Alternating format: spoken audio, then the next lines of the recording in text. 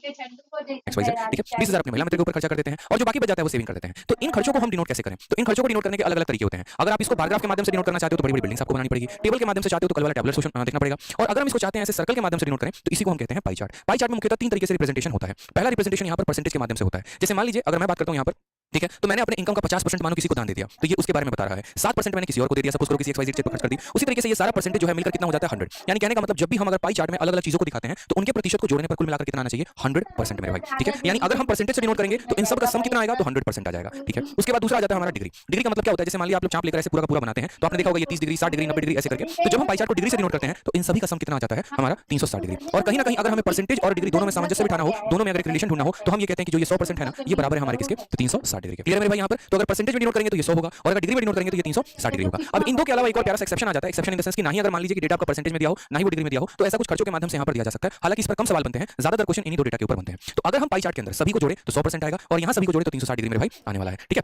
ठीक है। अब यहाँ पर जैसे छोटा सा प्यारा सा सवाल, पहले सवाल के साथ हम यहाँ शुरुआत करते हैं, ठीक है। यहाँ पे सवाल लिखिए। जैसे इस सवाल में अगर हम बात करते हैं तो ये हमारा पूरा का पूरा पाई चार्ट है। यहाँ पर कहा गया percentage of employ in different department, यानी अलग-अलग डिपार्टमेंट में कितने परसेंट लोग काम कर रहे हैं। जैसे अकाउंट डिपार्टमेंट में 25% लोग हैं, IT डिपार्टमेंट में 15% लोग हैं, HR डिपार्टमेंट में 8% लोग हैं, प्रोडक्शन डिपार्टमेंट में 3% लोग हैं और मार्केटिंग डिपार्टमेंट में 22% लोग हैं, ठीक है। इस तरीके से अलग-अलग डिपार्टमेंट में मेरे भाई यहाँ पर लोगों की संख्या दी गई है, ठीक है, ठीक है। तो ये अलग-अलग उनका परसेंटेज दिया गया है। सवाल में हमसे क्या कहा गया? तो सवाल में कहा गया the pie chart shows the percentage distribution of total 800 employ in different department of a company. यानी यहाँ पर ये 800 लोगों का डेटा दिया गया है। उस 800 का 25% अकाउंट डिपार्टमेंट में काम करता है, उस 800 का 15% IT डिपार्टमेंट में काम करता है, उस 800 का 8% HR डिपार्टमेंट में काम करता है। इसी तरीके से करके मेरे भाई ये सारे के सारा डेटा दिया गया है। सवाल में कहा गया how many employ are working in the field of marketing. Marketing में काम करने वाले लोगों की संख्या कितनी है? देखिए अब इसकी क्लैरिटी जो है ना वो अलग ही लेवल की क्लैरिटी होगी आपको, ठीक है। तो अगर हम यहाँ बात करते हैं तो देखिए जरा यहाँ पे सवाल में आपसे क्या कहा है? How many employ are working in the field of marketing. Marketing के क्षेत्र में कितने लोग यहाँ पर काम कर रहे हैं? तो सबसे पहली बात यहाँ पर ये जो पाई चार्ट है ये कितने लोगों के बारे में बताता है? तो ये कुल मिलाकर 800 लोगों के बारे में भाई बता रहा है। कितने लोगों के बारे में बताता है यहाँ पर? तो कुल मिलाकर 800 लोगों के बारे में यहाँ पर बता रहा है। यानी अगर हम बात करें यहाँ पर दोस्तों हम क्या बोलेंगे, ठीक है, हम यहाँ बोलेंगे कि यार 800 लोगों का परसेंटेज दिया गया है और हमसे यहाँ कहा जा रहा है कि how many employ are working in field of marketing. Marketing के क्षेत्र में कितना काम कर रहे हैं? यानी 22% लोग। यानी अगर हम बात करें तो ये 800 किसकी जनसंख्या है? तो ये कुल मिलाकर पूरे के पूरे 100% लोगों की जनसंख्या है। यानी हमेशा जिसकी वैल्यू होती है उससे हम क्या करते हैं? भाग करते हैं और जिसकी वैल्यू निकालनी होती है उससे हम क्या करते हैं? गुना। 22% की वैल्यू निकालनी है तो 22 से गुना कर देंगे। 2 जीरो से हमारा 2 जीरो खत्म, परसेंट से परसेंट खत्म। आप इसे गुना करिए, 8 का 2 गुना 16, 8 का 2 गुना 16 और 1 17, 176। ऑप्शन नंबर डी फॉर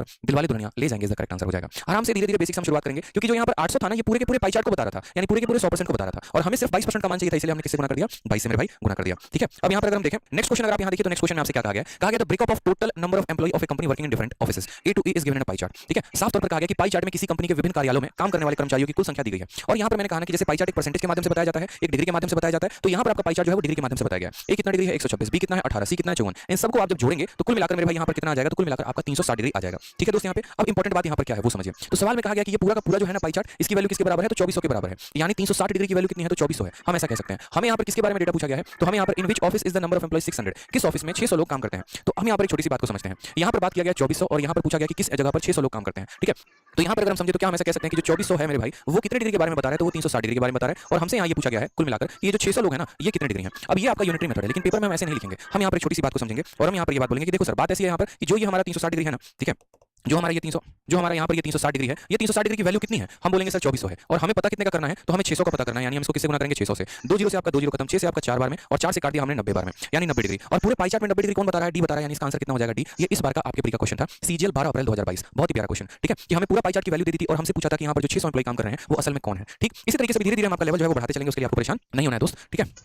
आ जाइए नेक्स्ट यहाँ पर क्वेश्चन देखते हैं। नेक्स्ट क्वेश्चन हमारा क्या कहता है? तो नेक्स्ट क्वेश्चन कुछ ऐसे हो जाएगा आपका, देखिए जैसे कि किसी भी परसेंटेज को हम डिग्री में कैसे बदलें। जैसे मान लीजिए कि कोई पाई चार्ट आपको ऐसा दे दिया, उस पाई चार्ट में बताया कि 40% लोग चलते हैं, 24% लोग साइकिलिंग करते हैं, 18% लोग स्विमिंग करते हैं, तो हमें इसको डिग्री में बताना है तो हम कैसे बताएंगे? जैसे कि आप लोगों को एक छोटी सी बात हमने समझाई और हमने कहा कि पाई चार्ट को या तो परसेंटेज में लिख लो और परसेंटेज में लिखोगे तो कितना लिखोगे? 100%। और या तो मेरे भाई इसको कितने में लिख लो? डिग्री में लिख लो और डिग्री में लिखोगे तो ये कितना हो जाएगा? 360 डिग्री हो जाएगा। यानी कहीं ना कहीं हम ऐसा कह सकते हैं कि सर ये जो 100% है ये किसके बराबर है? डिग्री के बराबर। तो अगर मेरा पहला सवाल यहाँ पर आपसे पूछा जाए कि बताओ यहाँ पर वर्किंग को अगर हम डिग्री के माध्यम से डिनोट करें तो हम इसे कितना डिग्री देना पसंद करेंगे? कितना डिग्री की वैल्यू होगी? आप बोलेंगे सर बहुत आसान काम है, आप ये बताइए 100% के लिए हम कितना डिग्री देते हैं? 360 डिग्री देते हैं। तो 1% के लिए हम कितना डिग्री देंगे? तो बोलेंगे सर 360 बट्टे में कितना हो जाएगा? 100 हो जाएगा सर। यानी कभी भी मेरे भाई इस बात को समझना कि कभी भी अगर आपको परसेंट को डिग्री में बदलना हो ना, ठीक है, तो आप यहाँ पर इस संख्या के साथ उसको मल्टीप्लाई कर देना। एग्जांपल के तौर पे अगर मान लीजिए कि मुझे वर्किंग को डिग्री में बताना है तो वर्किंग कितना परसेंट है? 40% है। यानी मैं क्या करूंगा? इस 40 को मेरे भाई 360 बटे 100 से मल्टीप्लाई कर दूंगा क्योंकि 1% की वैल्यू इतनी है तो 40% की वैल्यू इतनी हो जाएगी। यानी जब भी आप किसी भी प्रतिशत को डिग्री में बदलना चाहते हैं तो आप उसको 360 बटे 100 से क्या करेंगे? गुना कर देंगे। आपका 1 0 से 1 0 खत्म, 1 0 से 1 0 खत्म, 36 का 4 गुना 144 होता है। यानी कितना degree? 144 degree is the correct answer. बहुत शानदार।